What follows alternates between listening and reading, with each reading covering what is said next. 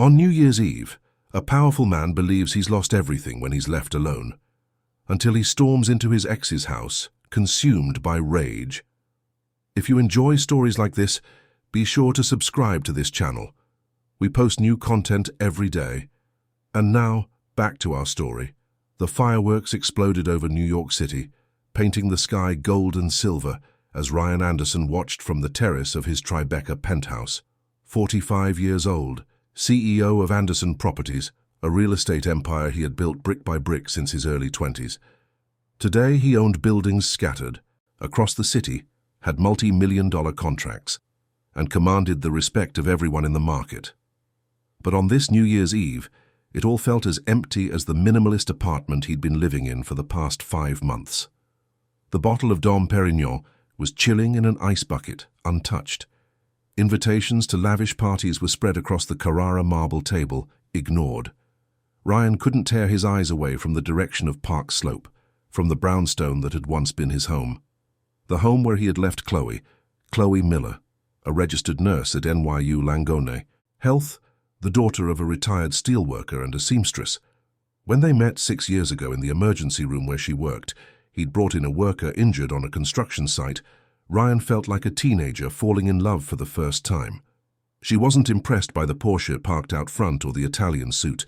She treated him like any other worried companion, with professionalism and kindness. That's what won him over. Her authenticity, the way she looked everyone in the eye regardless of their bank account. Chloe didn't need to pretend to be anyone but who she was.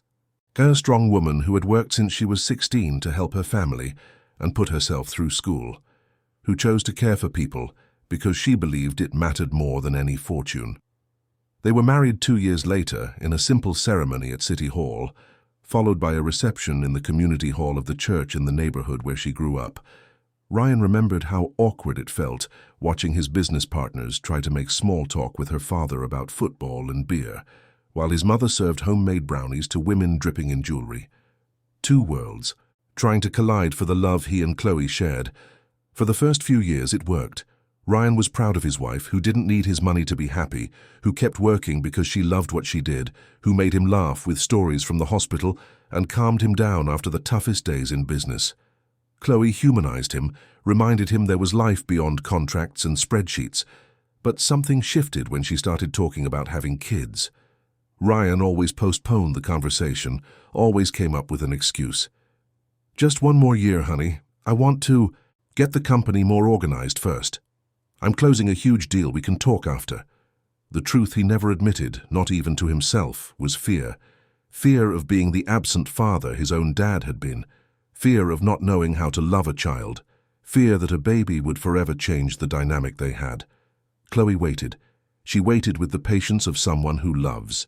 She waited while she watched her friends get pregnant, while she organized the guest room, thinking it might one day be a nursery, while she held newborns at the hospital and imagined what it would be like to have her own. She waited until the hope started to hurt more than the absence. The final straw came one night in March when she found a pack of birth control pills in his drawer. Ryan had bought them secretly, taking them to make sure there were no surprises. When Chloe found them, she didn't scream, she just cried. She cried for the betrayal, for the distrust, for the dream he was killing without having the courage to say no to her face. "You don't want to have kids with me," she said, her voice choked with emotion. "Why couldn't you just be honest from the beginning?" Ryan tried to explain, to justify himself, but the words all came out wrong. He talked about responsibilities, about timing, about wanting to provide stability first, everything but the truth, that he was terrified of failing as a father, just as he had failed at so many other personal things in his life. "I need some space," he finally said, the words feeling like a confession. "I feel trapped. Like I can't breathe anymore." Chloe looked at him with a sadness he would never forget. "Then go," she said. "Go find the air you need, but don't come back just because you get lonely. Come back because you're sure you want to be here." 3 days later, Ryan packed his bags. He told himself he needed that time, that space. He rented the penthouse in Tribeca and returned to the bachelor life he'd left behind when he met Chloe. Dinners with clients, rooftop parties, women who appeared and disappeared without a trace. For 2 months, he pretended he was happy. He proved to himself that he was still desirable, that he could still have any woman he wanted, that a life without commitment was truly easier. But in the quiet of the early morning, when he woke up in beds that weren't his, next to women whose names he barely remembered, he felt an emptiness that no achievement could fill. And then, 3 months ago, the rumors started. Clients mentioning they'd seen Chloe at restaurants, mutual friends saying she seemed to be doing well, that she was going out more. The first pang of jealousy felt like a knife wound. The idea that she might be moving on, that she might have found someone who wanted the same thing she did, tormented him during business meetings. Ryan hired a private investigator. He told himself it was just to make sure she was okay, that she didn't need any financial help. He lied to himself, just like he'd lied about the birth control. The truth was, he couldn't stand the thought of being replaced. The reports arrived every week. Chloe was working her usual shifts at the hospital, going out occasionally and receiving sporadic visits from a man. Dr. Ethan Davis, a pediatrician at the same hospital, a longtime friend. The reports mentioned he would bring her food, stay for a few hours, that he seemed to be taking care of her. With every report, Ryan's jealousy grew like a tumor. Ethan Davis.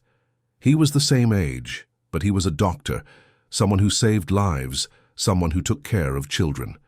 Everything Ryan wasn't. He pictured them together, imagined Chloe laughing at his jokes, imagined her finding in Ethan everything he had failed to give her. On this New Year's Eve, after 5 months apart and 3 months of simmering jealousy, Ryan couldn't take it anymore. He drank half a bottle of bourbon alone while he watched the fireworks, while he imagined Chloe celebrating with Ethan, while he tortured himself with scenarios of a happiness she might have found without him. At 1 in the morning, when the fireworks stopped and the city began to sink into a post-party silence, Ryan made an impulsive decision. He went down to the garage, got into his Porsche, and drove to Park Slope. He needed answers. He needed to either end this story for good or win her back. He couldn't start another year with this uncertainty eating him alive. The house was dark, with just a faint light. On in the living room. Ryan still had a copy of the key. He took a deep breath, his heart pounding in his chest, and let himself in. The living room was different, cleaner, more organized, but also emptier. Some of their photos were gone. The sofa was covered with blankets, and medical journals were scattered on the coffee table. Ryan moved forward slowly, bracing himself for the confrontation he'd planned on the drive over. "Chloe," he called out, his voice louder than he intended. A sharp cry cut through the silence. A cry Ryan recognized instantly, but that his brain refused to process. It was the cry of a baby. Chloe appeared at the entrance to the living room, coming from the hallway that led to the bedrooms. She was thinner, her face pale, with dark circles under the brown eyes he knew so well. She was wearing a simple nightgown and holding something in her arms, something small, wrapped in a blue blanket. "Ryan," she said, her voice more tired than surprised, "what are you doing here?" He couldn't answer. He couldn't take his eyes off what she was holding. The baby had stopped crying and was now sleeping, small, perfect, with tiny fists clenched near his face. "Whose is it?" was the only thing he could manage to say, though he already knew the answer. The face, the features, that chin that was a perfect copy of his own. Chloe looked at him for a long moment, as if deciding whether it was worth answering. "Yours," she said finally, her voice neutral, devoid of emotion. "His." Ryan's world collapsed. Not metaphorically, not dramatically. He literally felt his legs give out, felt the air rush out of his lungs, felt as if the floor had vanished from beneath his feet. "Mine," he repeated, the word coming out as a harsh whisper. "Lorenzo was born 2 weeks ago," Chloe continued, her tone clinical, as if she were reporting on a patient's condition. "Natural birth, no complications, 7 pounds. Lorenzo." She had chosen a name, alone. She had been pregnant for 9 months, had given birth, had brought his son into the world, and he had known nothing. "Why didn't you tell me?" The question came out like an accusation, loaded with pain and indignation. Chloe smiled, but it was a bitter, joyless smile. "Tell you what, Ryan, that I was pregnant with the child of the man who told me he felt trapped, that he couldn't breathe around me. That I was carrying the baby of someone who was secretly taking birth control to make sure this would never happen." Every word was a blade. Ryan tried to step closer, but she took a step back, instinctively protecting the baby. "I had a right to know," he insisted, his voice rising. "Did you?" Chloe stared him down, and for the first time, Ryan saw anger in those eyes. "What right? The right to run away again, the right to leave me again when things got hard. I spent 9 months with morning sickness by myself, 9 months feeling him move and wondering how I would raise him without a father. I spent 14 hours in labor with nurses holding my hand because the man who was supposed to be there was busy enjoying the freedom he asked for." Ryan felt the impact of every word. The image of Chloe alone at the hospital, alone during her pregnancy, alone raising his son, shattered him. "Was Ethan there?" he asked, though he didn't want to hear the answer. "Ethan was my doctor for the entire pregnancy," Chloe replied. "He handled my prenatal care. He was there for the delivery. He helped me through the first few days. He was present when you chose to be absent." The house fell silent, only the soft sound of the baby's breathing filling the space. Ryan looked at his son, and felt a mixture of instant love and paralyzing terror. He was small, fragile, dependent, everything Ryan had always been afraid of having to protect. "Can I—" He held out his arms hesitantly. "Can I hold him?" Chloe hesitated. For a moment, Ryan thought she would say no. Finally, she approached slowly, carefully. "Support his head," she instructed, transferring Lorenzo into his father's arms. "He's still so little." Ryan held his son for the first time, his hands trembling slightly. Lorenzo weighed almost nothing, yet it felt like holding the entire world. The baby opened his eyes, dark eyes just like his, and they looked at each other for a long moment. "He looks like me," Ryan murmured in awe. "Unfortunately," Chloe said, unable to hide a flash of pain. Ryan looked at her, finally understanding the magnitude of what he had lost. Not just the 9 months of pregnancy, but the first days, the first nights, the first moments of discovery. Chloe had faced it all alone, had made every decision alone, had become a mother without him. "Why Ethan?" he asked, still holding Lorenzo. "Why him and not me?" "Because he stayed," Chloe answered simply. "When I found out I was pregnant and you were gone, when I needed someone for my appointments, when I was scared of being alone, Ethan stayed. Not because I asked, but because that's who he is. He takes care of people." The comparison was brutal but fair. Ethan had been present when Ryan chose to be absent. Ethan had offered care when Ryan offered abandonment. Lorenzo started to cry again, a sharp wail that made Ryan instantly frantic. "What do I do? Is he okay?" he asked, panicking. Chloe took the baby back, soothing him with natural, practiced movements. "He's hungry, I need to feed him." Ryan watched, fascinated and lost, as she sat on the sofa and discreetly, naturally began to nurse Lorenzo. There was an intimacy there, a connection he would never have, something that only she and the baby shared. "You can stay," she said, her eyes fixed on her son. "But you can't just walk in here like it's your house. It's not anymore." "Chloe?" "No," she cut him off. "Not now. Lorenzo needs to sleep, and I need to rest. If you want to be a part of his life, you're going to have to prove it.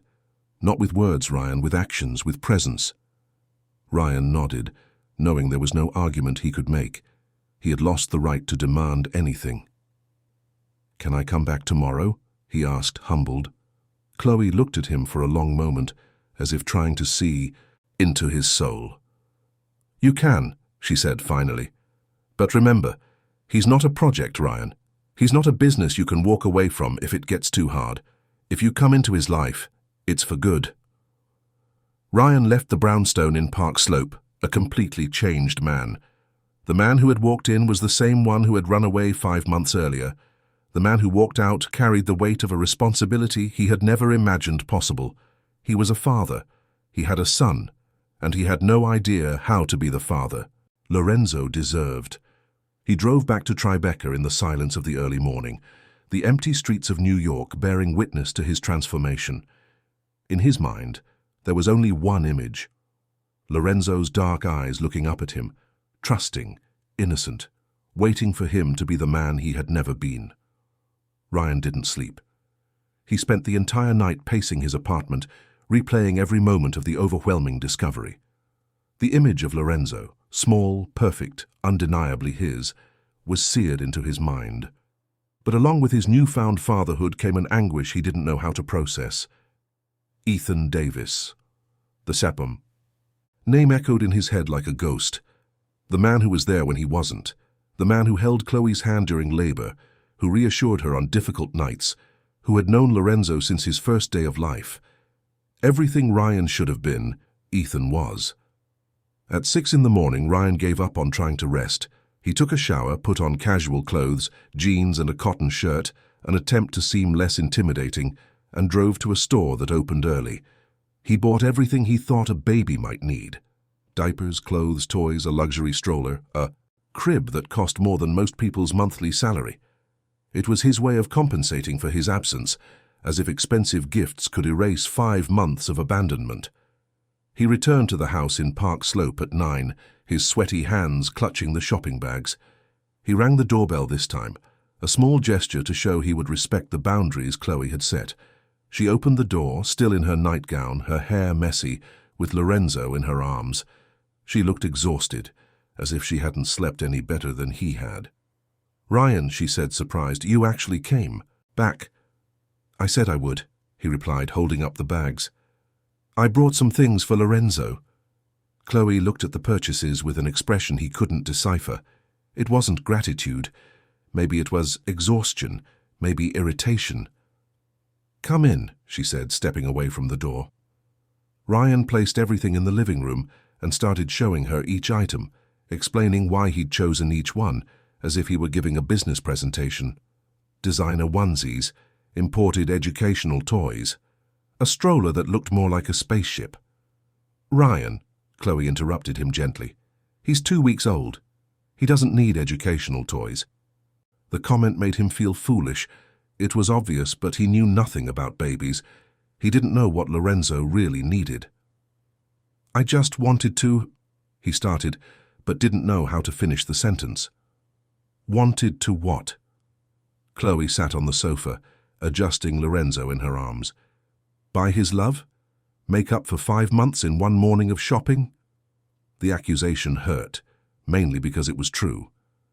"I don't know how to do this," Ryan admitted, sitting in the armchair across from her.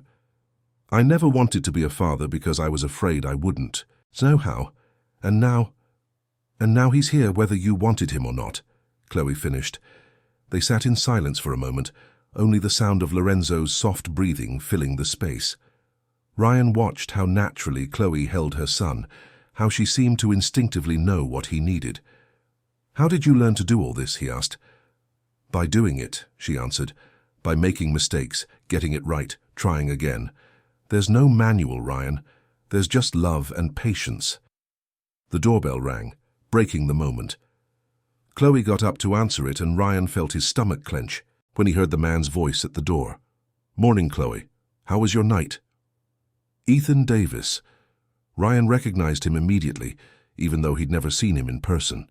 Late 30s, dark hair with a touch of gray at the temples, discreet glasses, a calm presence that instantly filled the room. He was carrying a thermal bag and a bouquet of simple flowers. "Ethan," Chloe said, relief evident in her voice. "Come on in." Ethan stopped at the entrance to the living room when he saw Ryan. The 2 men sized each other up in silence for a few seconds. It was a quiet confrontation, charged with unspoken tension. "You must be Ryan," Ethan said finally, extending his hand. "Ethan Davis." Ryan shook the offered hand, noting the firm but not challenging grip. "Ryan Anderson." "I brought some vegetable soup," Ethan said to Chloe, ignoring the tension in the air. "The maternity nurse said you've lost a lot of weight. You need to eat well to keep up with breastfeeding." Ryan watched the casual intimacy of the scene. Ethan knew the details of Chloe's life, knew her needs, and took care of her in a natural, uncomplicated way. He was everything Ryan wasn't. "Thank you," Chloe smiled at Ethan, a genuine smile that Ryan hadn't seen in months. "You're always taking care of everyone." "It's my job to take care of people," Ethan replied, but he looked at her in a way that went beyond professional. Ryan felt jealousy rise in his throat like bile. Here was the man who had taken his place, who had been the father Lorenzo needed before the baby was even born, who offered Chloe everything she deserved.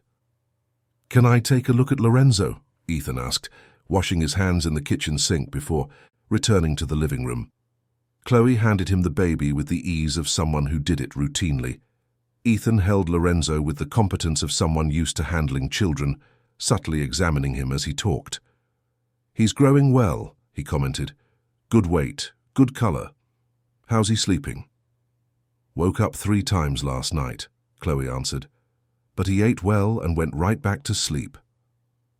Ryan watched the conversation like a stranger. They were discussing his son as if he were a spectator, as if he understood nothing of their world, which in fact was true. "And you?" Ethan turned to Ryan for the first time. "How are you handling the news?" The question was simple but loaded. Ethan knew Ryan had only found out about Lorenzo the night before. He knew he'd been absent for the entire pregnancy. "Still processing," Ryan answered honestly. "I can imagine it's a lot," Ethan said, handing Lorenzo back to Chloe. "Being a father is daunting even when you have 9 months to prepare. I can't imagine finding out overnight." There was compassion in Ethan's voice, but also a subtle critique. He was being kind, but making it clear that he fully understood Ryan's irresponsibility. "Ethan was a huge help during the whole pregnancy," Chloe said, looking at the pediatrician with obvious gratitude. "I don't know what I would have done without him."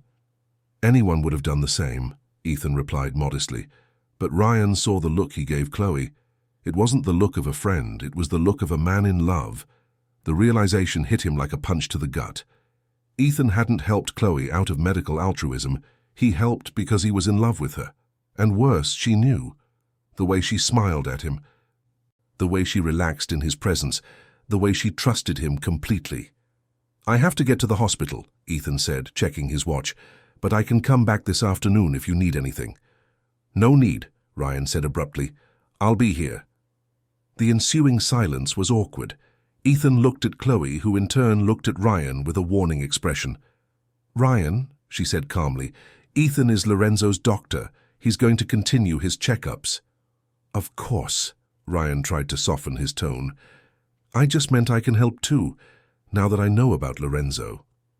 Ethan nodded, diplomatically. "The baby needs all the care he can get. The more people who love him around, the better." After Ethan left, the tension in the room was palpable. Chloe put Lorenzo in a bassinet in the living room and turned to face Ryan. "Don't do that," she said. "Do what?" "Mark your territory. Ethan isn't your rival, Ryan. He's a friend who helped me when I needed it most. I won't let you turn this into some stupid macho competition." Ryan stood up, restless. "He's in love with you." "I know," Chloe replied simply. The confession shattered him. "And you? Are you in love with him?" Chloe looked at him for a long moment before answering. "Ethan is a wonderful man. He's kind, present, responsible. He loves kids. He wants a family. He was by my side when you weren't. It would be very easy to fall in love with him." But I still love you," she said, her voice breaking slightly. "As stupid as that makes me, as much as you've hurt me, I still love you, Ryan, and I hate it." The confession should have been a relief, but it hurt more than any rejection. Chloe loved him, but like a wound that wouldn't heal, like a sickness that weakened her. "Chloe, no." She held up a hand to silence him. "Don't say you love me too. Don't say you want to try again. Not after 5 months. Not when you found out about Lorenzo less than 24 hours ago. You don't love the situation, Ryan. You're afraid of losing control." The accusation was too accurate to deny. "You're afraid I'll be happy without you," she continued. "You're afraid Ethan will take your place for good. You're afraid of being replaced, but what you're feeling isn't love for me or for Lorenzo. It's the terror of not being indispensable." Ryan tried to protest, but the words died in his throat. There was too much truth in what she was saying. "I'll go," he said finally. "No," Chloe said firmly. "You're not leaving again. That's the exact difference between you and Ethan. When things get hard, you leave. Ethan stays. If you want to be part of Lorenzo's life, you're going to have to learn to stay too." "How?" "I don't know how to be a father. I don't know how to take care of him. I don't even know how to hold him right." "Learn," she said simply. "Ethan can teach you, I can teach you, but you have to actually want to learn, not just prove a point." Ryan looked at Lorenzo sleeping peacefully in the bassinet. So small, so fragile, completely dependent on the adults around him. The responsibility was terrifying. "What if I can't?" he asked, his voice more vulnerable than he intended. "Then you'll have failed him the same way you failed me," Chloe answered with brutal honesty. "But if you don't even try, you'll have already failed before you even started." Ryan's phone rang. It was his assistant, reminding him of an important meeting with Japanese investors. A meeting that could bring in millions for the company. In the past, he wouldn't have hesitated. He would have rushed out to close the deal. "Cancel it," he said into the phone without taking his eyes off Lorenzo. "Sir?" "But it's the investors for the Williamsburg project." "I said cancel it," Ryan repeated, hanging up. Chloe was looking at him surprised. "That's a first," she said softly. "A first for what?" "For you choosing to stay." Ryan nodded, knowing this was just the first of many choices he would have to make. And knowing too that Ethan Davis had made all the right choices from the beginning, building an intimacy with Chloe and Lorenzo that he would have to earn one day at a time. Lorenzo woke up just then, crying. Chloe stood to get him, but Ryan stopped her. "Let me try," he said. He picked up his son awkwardly, feeling panic rise when the crying didn't stop immediately. Lorenzo was so small, so fragile. Ryan was afraid of hurting him just by holding him wrong. "Talk to him," Chloe instructed. "He's recognized your voice since he was in the womb." "Hey, Lorenzo," Ryan said hesitantly, feeling ridiculous. I'm your dad." The words sounded strange, as if he were pretending to be someone he wasn't. But Lorenzo gradually stopped crying, opening the dark eyes that were a mirror of Ryan's own. "He's looking at you," Chloe observed, amazed. Ryan felt something shift inside his chest, something he had never experienced before. It wasn't just love. It was responsibility, protection, a primal instinct to care for this small, perfect being who carried half his genes. "Hey, son," he repeated, more naturally this time. "Sorry it took me so long to get here." Lorenzo kept staring at him, as if trying to figure out who this man was. Ryan made a silent promise that he would earn that trusting gaze. But he knew that first, he would have to prove to Chloe, and to himself, that he was capable of staying when things got hard, that he was capable of putting Lorenzo first, that he could be better than the man who had run away 5 months ago. And he also knew he would have to live with Ethan Davis, the man who had been everything. He wasn't, until he proved he deserved a second chance to be the father and partner his family deserved. The afternoon passed slowly, with Ryan watching Chloe's every move, trying to learn how to care for Lorenzo. When Ethan returned, he found them still in the living room, Ryan holding the baby while Chloe rested. "How did it go?" Ethan asked, genuinely interested. "It was hard," Ryan answered honestly. "But I stayed." Ethan nodded, a silent approval. It was a small start, but it was a start. The following days became a routine of painful discoveries and small victories for Ryan. He would wake up at 5 in his Tribeca penthouse, shower, dress as if for a business meeting, and drive to Park Slope. Chloe had set clear rules. He could stay during the day, help with Lorenzo, and learn to be a father. But he couldn't sleep there yet. The house was no longer his, and trust had to be rebuilt brick by brick. The first week, Ryan felt completely lost. Lorenzo was a puzzle he couldn't solve. When the baby cried, Ryan panicked. He offered everything, a bottle, a pacifier, toys, always the wrong things. Chloe would have to intervene, patiently explaining that crying could mean hunger, sleepiness, a dirty diaper, or simply the need to be held. It's like learning a new language, she said one afternoon, after Ryan had tried fruitlessly to soothe Lorenzo for 20 minutes. Every baby has their own signals, you just need time to understand his. But Ryan was used to problems with clear, immediate solutions. In business, if something didn't work, you changed the strategy, hired experts, invested more money. With Lorenzo, none of that helped. The baby wasn't interested in his father's bank account or multi-million-dollar contracts. He just wanted presence, patience, and love. The first diaper change was a disaster. Ryan followed Chloe's instructions to the letter, but his large, clumsy hands seemed ill-suited for handling something so small and delicate. When he finally managed to fasten the diaper, it was crooked, and Lorenzo was crying harder than when he'd started. "It's too tight," Chloe observed gently, redoing the job with natural, efficient movements. "How do you know?" Ryan asked, frustrated. "Trial and error," she replied. "In the first few weeks I got it wrong more than I got it right, but I had no choice but to learn." That's what bothered Ryan the most. Chloe had been forced to become a mother on her own, while he had the luxury of learning at his own pace, with help, without the pressure of being solely responsible for Lorenzo's well-being. Ethan continued to show up daily, always with some medical excuse, to check the baby's weight, examine his navel, offer advice on breastfeeding. But Ryan noticed the visits lasted longer than necessary, and that Ethan always brought something for Chloe: fresh fruit, magazines, simple flowers from the hospital garden. The tension between the two men was palpable, though Ethan always maintained a professional and kind demeanor.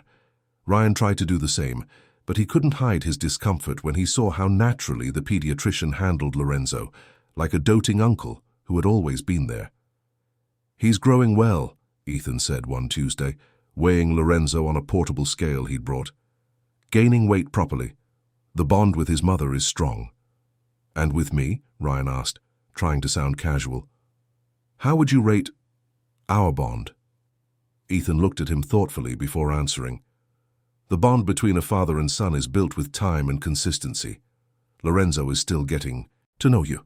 Babies need predictability to build trust."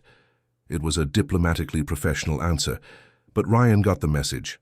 Trust was earned with constant presence, something he was still learning to offer. The first major crisis happened in the second week. Ryan was alone with Lorenzo for the first time. Chloe had gone to a routine postpartum doctor's appointment. It was only supposed to be an hour, just enough time for Ryan to prove to himself and to her that he could take care of his son without help. Lorenzo woke up in a foul mood.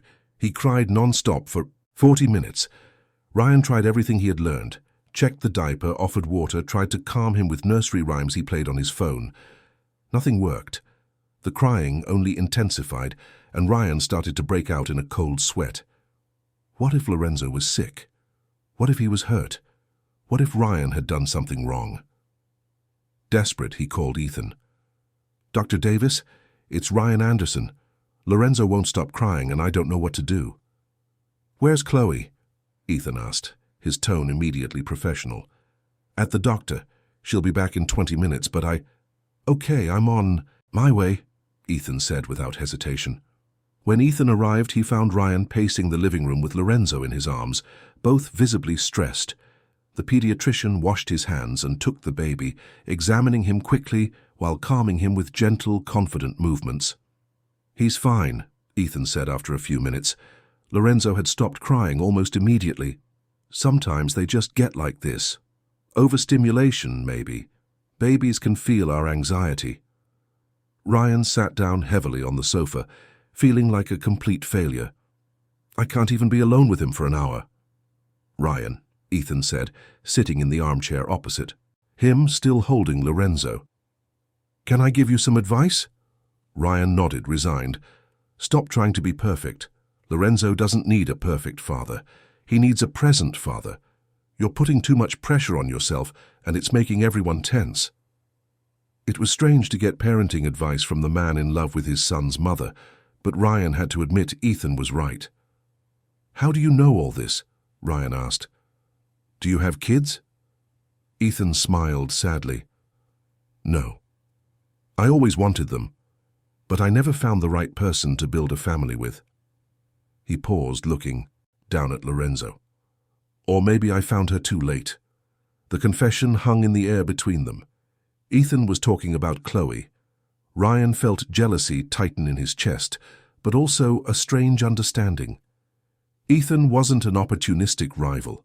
He was a man who genuinely loved Chloe and Lorenzo, and who had been present when Ryan chose to be absent.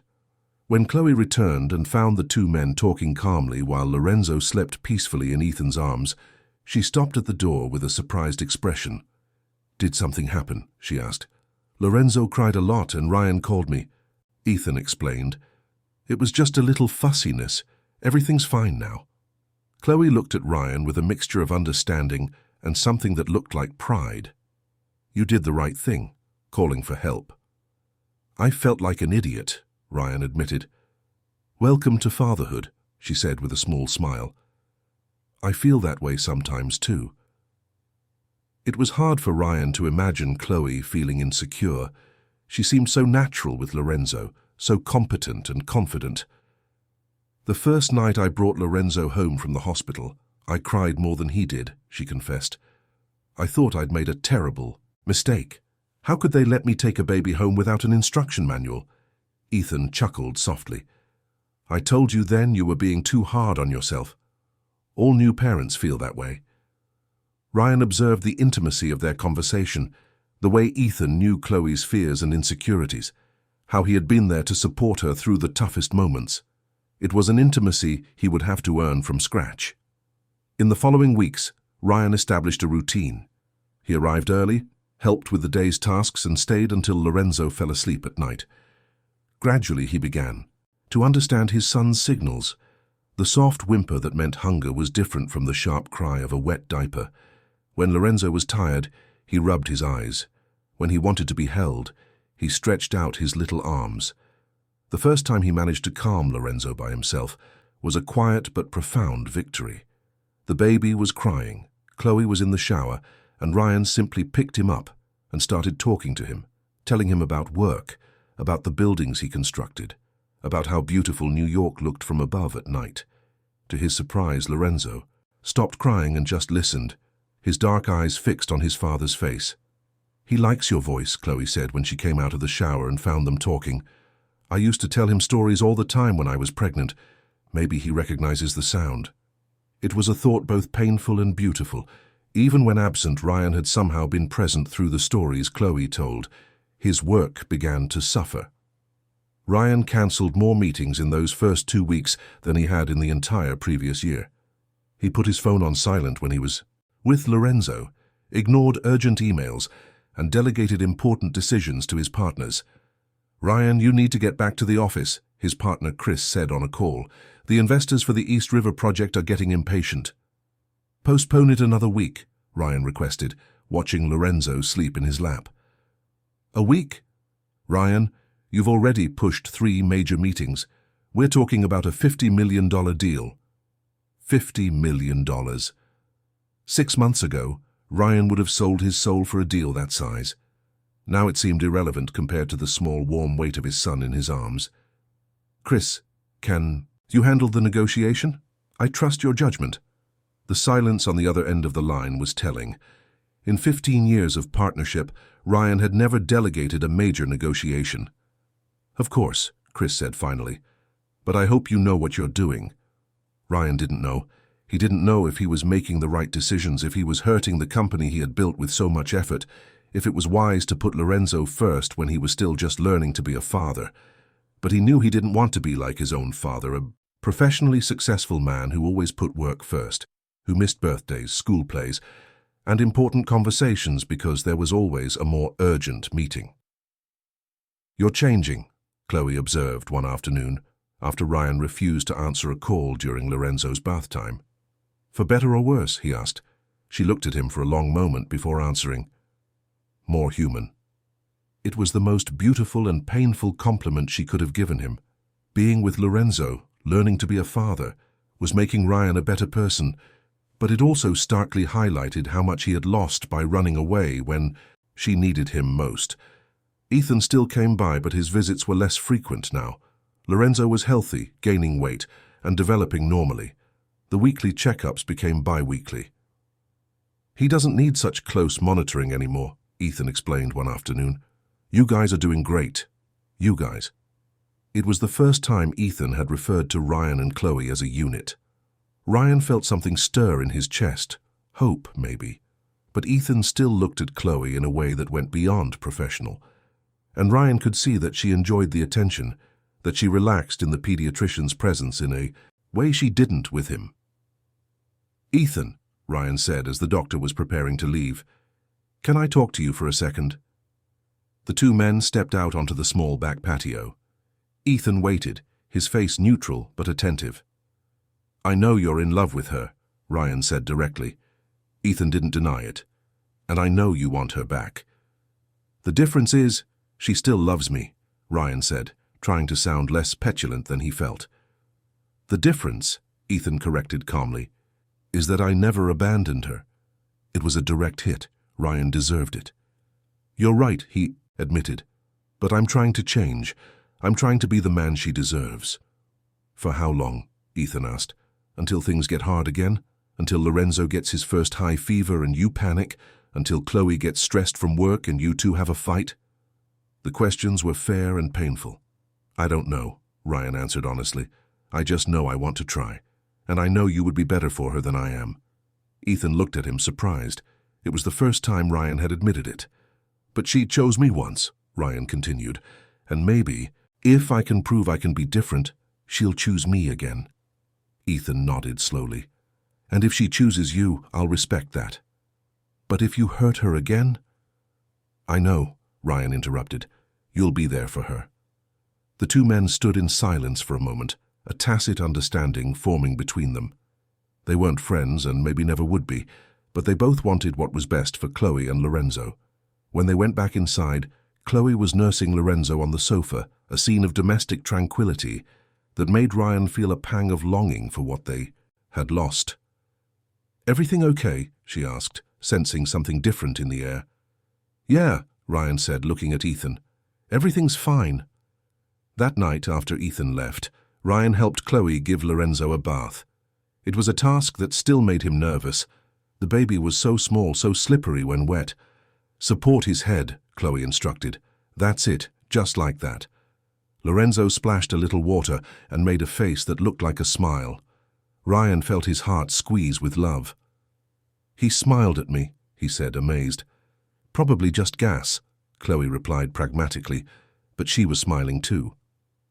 When Lorenzo was clean, dry, and fed, Ryan held him while Chloe got things ready for the night. The baby was almost asleep, his heavy eyelids fighting to stay open. "Chloe," Ryan said softly, "thank you." "For what?" "For letting me learn, for being patient with me, for having Lorenzo on your own and still letting me be a part of his life." Chloe stopped what she was doing and looked at him. "Ryan, as angry as I was that you left, Lorenzo is your son. He deserves to have a father." "And you?" Ryan asked, his voice more vulnerable than he intended. "What do you deserve?" Chloe sighed, a deep exhaustion showing in her eyes. "I deserve someone who stays, Ryan. Someone who chooses to be here even when it's hard. Someone who chooses me every day, not just when he's afraid of losing me." It was everything Ethan offered and everything Ryan was still learning to give. "I want to be that person," he said. "Then be him," she replied simply. "Stop talking and just be." The change in Ryan was gradual, like a plant growing in carefully tended soil. After a month of sharing Lorenzo's care with Chloe, he began to understand the baby's rhythms, to anticipate his needs, to feel less lost in the face of his cries, and more confident in the moments of calm. Chloe started to relax too, not completely. There was still a wariness in her eyes when Ryan arrived in the morning, as if she were always waiting for him to announce he wouldn't be back the next day, but she allowed him to take on more responsibilities, to make small decisions about Lorenzo, to slowly become the father the baby deserved. Ethan still came by, but less frequently. The medical visits were now monthly, not weekly. He was always polite to Ryan, professional, but the tension between the two men had eased into a tacit understanding. Ethan still loved Chloe. Ryan was fighting to win her back, and both put Lorenzo's well-being above their personal differences. It was on a Tuesday that everything changed. Ryan arrived at the Park Slope house as usual, at 7 in the morning, bringing fresh bagels from the shop Chloe liked. He found her in the kitchen, still in her nightgown, making coffee, but something was different. She seemed tense, worried. "Morning," he said, kissing her on the cheek, a small gesture that had become natural in recent weeks. "How was your night?" "Lorenzo didn't sleep well," she replied, accepting the kiss, but not returning the smile. "He was fussy, cried more than usual, and he feels a little warm." Ryan immediately felt a knot of worry tighten in his chest. "Warm how?" "I don't know. Maybe it's normal, but—" She paused, biting her lower lip the way she did when she was anxious. "He's been different since last night." They went to the bassinet in the living room together. Lorenzo was awake but too quiet. Normally, when he saw his father in the morning, he would wave his arms and legs, making little sounds that almost sounded like a conversation. Today, he just looked at them with glazed eyes, his breathing slightly faster than usual. Ryan touched Lorenzo's small forehead and felt the heat immediately. It wasn't just a little warm, it was a real fever. "Chloe, he has a fever," he said, trying to keep his voice calm. She grabbed the thermometer and checked. 101.3. "In a baby under 3 months, any fever is a concern," she said, her voice clinical, but Ryan could see the panic rising in her eyes. "We need to take him to the hospital." Ryan had never seen Chloe panic. She had always been the calm one, the one who knew what to do in any situation. Seeing the fear in her eyes made something inside him break. "Let's go," he said, grabbing the car keys. "Are you calling Ethan?" Chloe nodded, already dialing as she wrapped Lorenzo in a blanket. Ryan only heard half the conversation, but he could tell from her urgent tone that Ethan had told them to go straight to the emergency room at NYU Langone, where he would meet them. The drive to the hospital was the longest of Ryan's life. Lorenzo was crying in a different way, a weak, continuous whimper that broke his heart. Chloe tried to comfort him in the back seat, but she was visibly distraught. "What if it's meningitis?" she murmured, more to herself than to Ryan. "In babies this small, a fever can be a sign of a serious infection." Ryan floored it, completely ignoring the speed limits. For the first time in his life, money, contracts, and important meetings seemed utterly irrelevant. There was only Lorenzo, small and feverish, needing help. Ethan was waiting for them at the entrance to the pediatric ER, a small gurney already prepared. He took Lorenzo from Chloe's arms with efficient, gentle movements, examining him quickly as they walked to a private room. "When did the fever start?" he asked, addressing them both. "During the night," Chloe answered. "He woke up several times, was agitated. This morning I noticed he felt hot." Ethan checked the temperature again. It had climbed to 102. He examined Lorenzo's ears, his throat, and listened to his heart and lungs with a tiny stethoscope. "We're going to run some tests," he said finally. "A full blood count, blood cultures, a urine analysis. With a baby this age, we have to rule out a serious bacterial infection." Ryan felt the world spin. Serious bacterial infection. The words echoed in his mind like a nightmare. "Is he going to be okay?" he asked, his voice higher than he intended. Ethan looked at him with professional compassion. "We're going to find out what's causing the fever and treat it properly, but he'll need to be admitted for observation and IV medication." Admitted. Lorenzo, at only 7 weeks old, had to stay in the hospital. Ryan had never felt so helpless. The next tests were torture. Lorenzo cried during the blood draw, a cry that pierced Ryan like a blade. Chloe held the baby's tiny hands firmly while the nurse did the procedure, but Ryan saw silent tears streaming down her face. "I can't watch this," he said, turning away. "Then don't watch," Ethan said firmly, "but don't leave the room. He needs you here." It was an order disguised as advice, and Ryan obeyed it. He stood by Chloe's side, holding her free hand as Lorenzo underwent the tests, silently promising that he would never again run away when things got hard. The results of the first tests came back 2 hours later. The blood work showed signs of an infection, but it wasn't yet conclusive about the cause. Lorenzo was admitted to the neonatal ICU for close observation and a preventative course of antibiotics. Ryan looked at his son in the small incubator, connected to wires and monitors, and felt a physical pain in his chest. Lorenzo looked even smaller in there, even more fragile, even more dependent on the adults who were supposed to protect him. "It's my fault," Chloe murmured, sitting in the chair next to the incubator. "I should have noticed sooner. I should have brought him in earlier." "It's not your fault," Ryan said firmly, sitting beside her. "You did everything right. You always do everything right. If I were a better mother—" "You are a perfect mother," Ryan interrupted, turning her face to look her in the eyes. "Lorenzo is lucky to have you. I'm the idiot who almost lost you both." Chloe started to cry, not the silent tears from before, but deep sobs of fear and exhaustion. Ryan held her, feeling her tremble against his chest. "What if we lose him?" she whispered between sobs. "Ryan, what if I lose my baby?" "We're not going to lose him," Ryan said, his voice steadier than he felt. "He's going to be fine. Ethan said we'll figure out what it is and treat it. Lorenzo is strong." They stayed like that for several minutes, holding each other next to the incubator, watching the monitors that tracked every beat of Lorenzo's tiny heart, every breath, every vital sign that showed he was fighting. Ryan's phone rang. It was Chris, from the office. "Ryan, where are you?" The meeting with the Japanese investors was rescheduled for this afternoon. They're flying back to Tokyo tomorrow.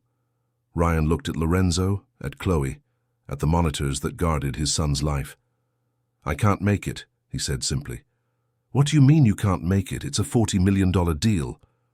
"My son is in the hospital," Ryan replied, hanging up the phone. It was the first time he had said "my son" to someone from work. It was the first time he had chosen family over money without hesitation. Ethan appeared at the door of the NICU a few hours later, holding more test results. "How is he?" Chloe asked immediately. "Stable," Ethan replied. "The fever came down a bit with the medication, and the latest tests have ruled out meningitis." Ryan felt his legs go weak with relief. "But we still don't know the cause of the infection," Ethan continued. "We're waiting on the bacterial cultures. We should have results by tomorrow." "Will there be any long-term effects?" Ryan asked. Ethan looked at him with understanding. "If it's a common bacterial infection, and we treat it properly, no. Babies are more resilient than we think." The first day in the hospital passed slowly. Ryan and Chloe took turns by the incubator, talking softly to Lorenzo, holding his tiny hand through the openings. Nurses came in regularly to check vitals, administer medication, and change diapers. Ryan watched everything with obsessive attention, memorizing each procedure, each change on the monitors, each expression on Lorenzo's face. For the first time in his life, he was completely present, completely focused on something that had nothing to do with work or money. "You should go home and rest," Ethan suggested late that afternoon. "I can stay here with Chloe."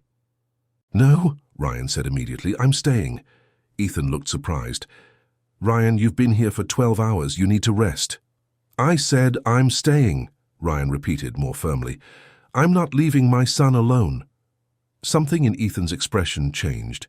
Recognition, perhaps, or silent approval. "All right," he said, "but at least go get something to eat.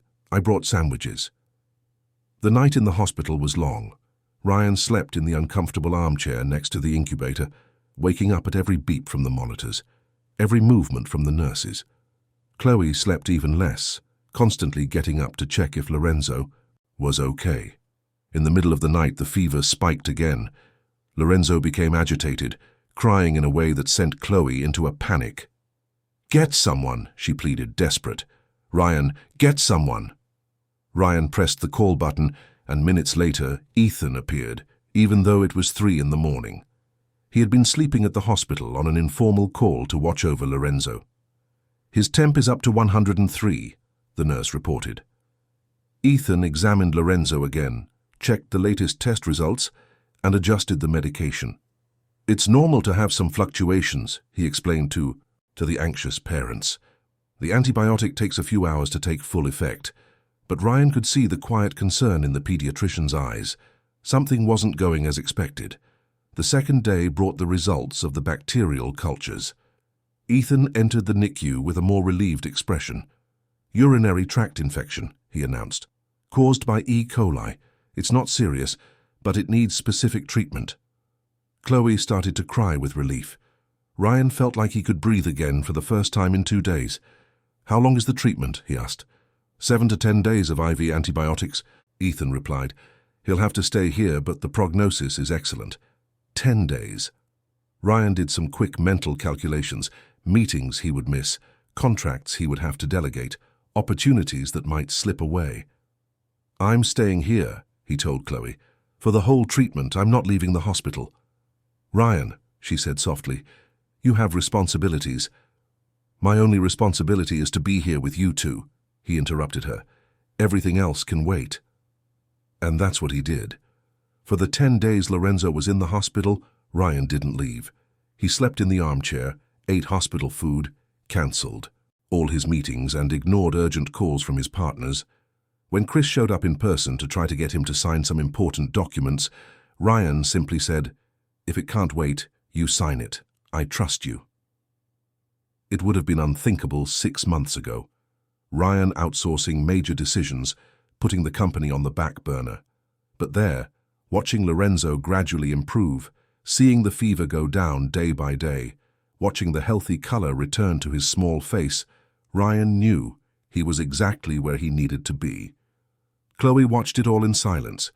She saw Ryan learn to change hospital diapers, to bathe a baby connected to monitors, to read stories to Lorenzo even though he was too young to understand. She saw him talking to nurses about the treatment, asking Ethan intelligent questions, becoming a real father. On the 7th night, when Lorenzo was visibly better and the doctors were talking about discharging him soon, Chloe finally said what she was thinking. "You stayed," she said, her voice full of admiration and surprise. "Of course I stayed," Ryan replied, not taking his eyes off Lorenzo. "He's my son." "No," Chloe said softly. "You stayed, even when it was hard, even when it was scary, even when you had to give up important things. You stayed." Ryan finally looked at her, seeing something different in her eyes. It wasn't complete forgiveness, not yet, but it was recognition. It was the beginning of a new trust. "Ethan was right," he said. "Being a father isn't about being perfect. It's about being present." "And being present isn't just physical," Chloe added. "It's being emotionally present, even when it hurts, even when you're scared." Ryan nodded, understanding that he had passed a test he didn't even know he was taking. A test that Ethan had passed from day one, but that he was taking for the very first time. Lorenzo was discharged on a sunny morning. Ryan carried the baby to the car, feeling the small, warm weight that now represented not just his son, but his complete transformation. "Thank you," he said to Ethan at the hospital entrance. "For what?" "For taking care of them when I wasn't here. For teaching me how to be a father. For being the man I should have been." Ethan looked at him for a long moment before extending his hand. "Take good care of them," he said simply. "They deserve it." "I will," Ryan promised, shaking the offered hand. "This time, I will." The months following Lorenzo's hospitalization brought a fundamental shift in the dynamic between Ryan and Chloe. It wasn't an immediate or dramatic reconciliation, but a slow, careful rebuilding of trust, like a house being erected brick by brick on a foundation more solid than the last. Ryan had proven he could stay when things got hard. He had chosen Lorenzo over millions of dollars, slept 10 nights in an uncomfortable hospital armchair, and learned to be a father in the midst of a crisis. But Chloe remained cautious, still watching his every move for signs that the change was temporary. "You can sleep here tonight," she said one Friday evening, 2 months after the hospital discharge. "If you want." It was the first time in 8 months she had made the offer. Ryan accepted with a mix of joy and nervousness, like a teenager on a first date. Sleeping in the same house as Chloe and Lorenzo, but in separate rooms, felt both strange and natural. Ryan woke up several times during the night to the sound of the baby's cries and automatically got up to help, only to find Chloe already awake nursing him. "Go back to bed," she murmured the first time. "I've got this." "I know you do," Ryan replied softly. "But now you have someone to help you." It was a simple statement, but it was loaded with meaning. Chloe looked at him for a long moment before nodding, allowing him to stay there, just watching, learning, being present. Ryan's company suffered during the first few months of his transformation. Some clients complained about his reduced availability, and a few deals were lost due to a lack of personal attention.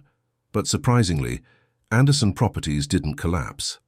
Chris and the other partners took on more responsibility, and the team proved more capable than Ryan had ever imagined when forced to be. "Maybe I wasn't as indispensable as I thought," Ryan commented to Chloe one afternoon, watching Lorenzo play with his own feet on the living room rug. "Or maybe you built a company good enough to run without you 24/7, she replied. "You don't have to diminish yourself to value your family, Ryan. You can be a good father and a good businessman." It was a wise observation that helped him find balance. Ryan learned to delegate more, to trust his team, and to set firm boundaries to be fully present at home. He worked intensely during the day, but from 6 o'clock onward, he belonged entirely to his family. Ethan continued to be Lorenzo's pediatrician, but the appointments were now monthly and strictly professional. The tension between the two men had transformed into mutual respect. Ethan saw that Ryan had truly changed, that he was consistently present.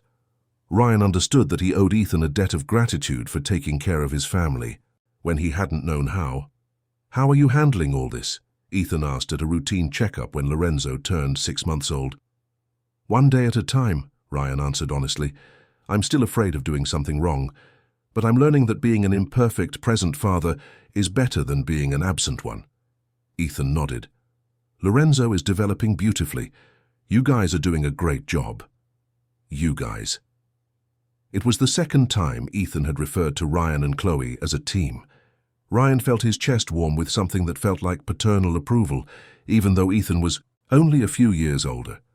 It was on an August night, when Lorenzo was 8 months old and sleeping better through the night, that Ryan finally worked up the courage for the conversation he had been putting off for months. "Chloe," he said, as they cleaned up the kitchen after dinner, "can I ask you a question?" She stopped washing the dishes and turned to face him. "Of course. Where are we? I mean, you and me. What are we now?" Chloe slowly dried her hands on a towel, clearly thinking about her answer. "We're Lorenzo's parents," she said finally. "We're a family, but I don't know if we're a couple." The distinction stung, but Ryan understood. What would it take for us to be a couple again? "Time," she answered without hesitation. "You've stayed for 8 months. I need to see you stay for 8 more, and then 8 more after that. I need to see that this isn't a phase, Ryan. I need to believe that you choose to stay not because you're afraid of losing me, but because you want to be here." It was fair. Ryan couldn't expect a few months to erase the abandonment he had caused. "And Ethan?" he asked, knowing it was a dangerous question but needing to hear the answer. Chloe sighed deeply. "Ethan is a wonderful man who deserves someone who loves him completely. He knows I still love you, even if I shouldn't. So we're on an indefinite pause." "Is he waiting for you to choose between us?" "No," Chloe said firmly. "He's not the kind of man who pressures people. He just said that when I know what I want, he'll respect my choice." Ryan nodded, admiring Ethan even more for his patience and dignity. "I want you," Ryan said simply. "I want our family. I want to build a real life with you and Lorenzo and maybe more kids in the future." Chloe looked at him for a long moment. "Ryan, I know it's too soon to talk about that," he said quickly. "I know I still have a lot to prove, but I want you to know that it's not fear of being alone that makes me want this. It's love." Chloe didn't answer right away, but something in her expression shifted, an almost imperceptible softening, as if a wall had been lowered by a few inches. The following months brought a growing intimacy. Ryan started sleeping over 3, then 4, then 5 nights a week. They shared household chores, the care of Lorenzo, and decisions about the family. Gradually, they began to function like a couple in every way, except physical intimacy. Ryan respected the space Chloe needed. He didn't push, didn't try to force romantic moments. He focused on being the partner she deserved, the father Lorenzo needed, the man he had promised to become. The change came one night in December, almost a year after his infamous New Year's Eve intrusion. Lorenzo was asleep. They had watched a movie on the sofa, and Ryan was getting ready to go to the guest room as he always did. "Ryan," Chloe said softly. He stopped and turned around. Do you want to sleep in our room tonight?" Our room. The words made Ryan's heart race. "Are you sure?" he asked. "I am," she said, holding out her hand. "I'm sure about you." That night, they didn't make love. They weren't ready for that complete intimacy yet, but they slept in each other's arms for the first time in over a year, and Ryan felt as if he had truly come home. Things progressed naturally from there.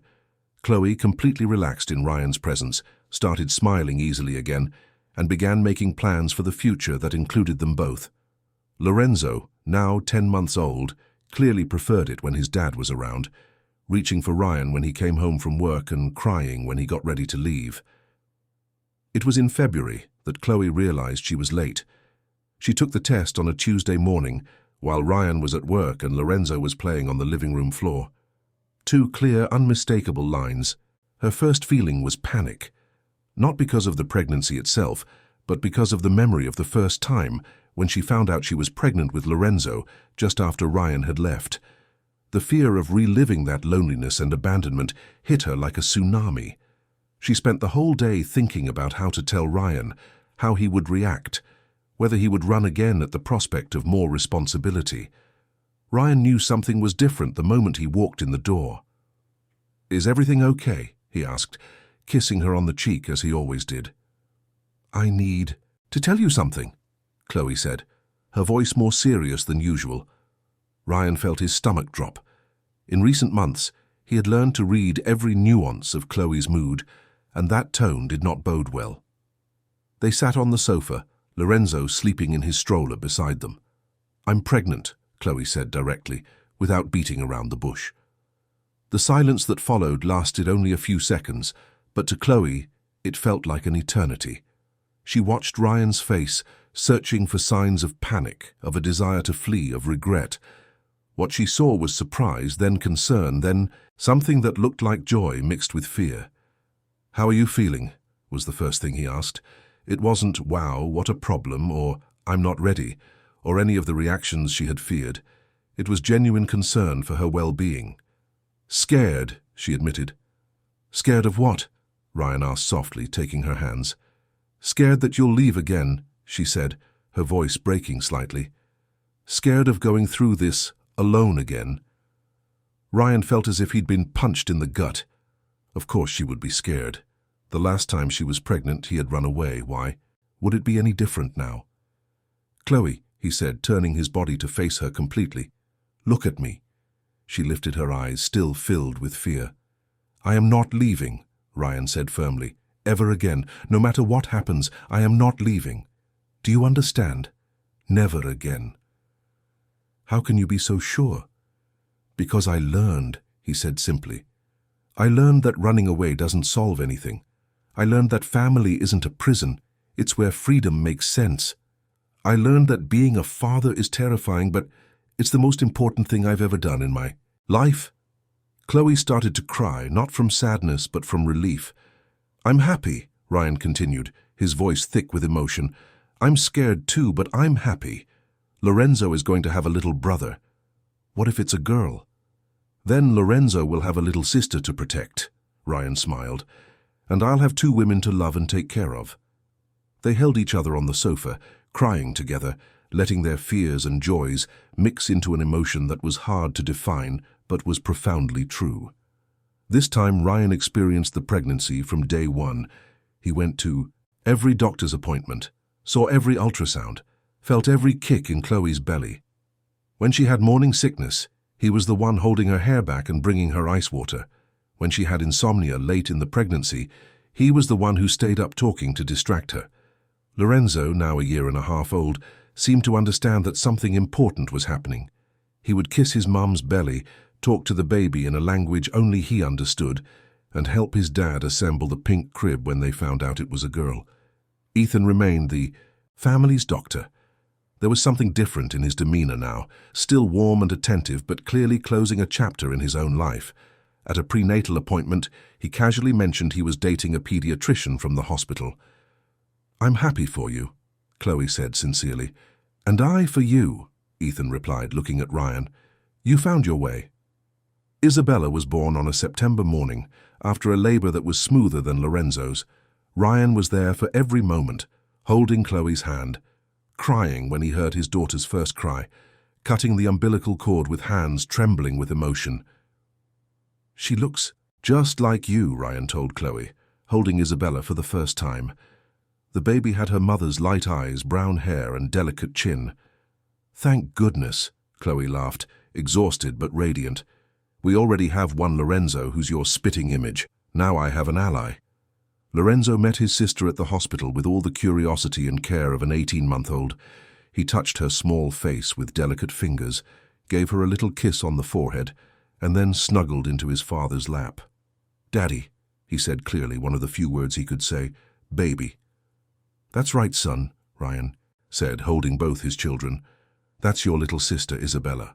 Chloe watched the scene from her hospital bed, her heart overflowing with a happiness that had seemed impossible 2 years ago. Her family, complete, united, full of love. Ryan looked at her over his children's heads, and she saw in his eyes the same emotion she felt. Gratitude, love, the certainty that they were exactly where they were meant to be. "Thank you," he mouthed silently. "For what?" she mouthed back. "For giving me a second chance, for giving us a second chance."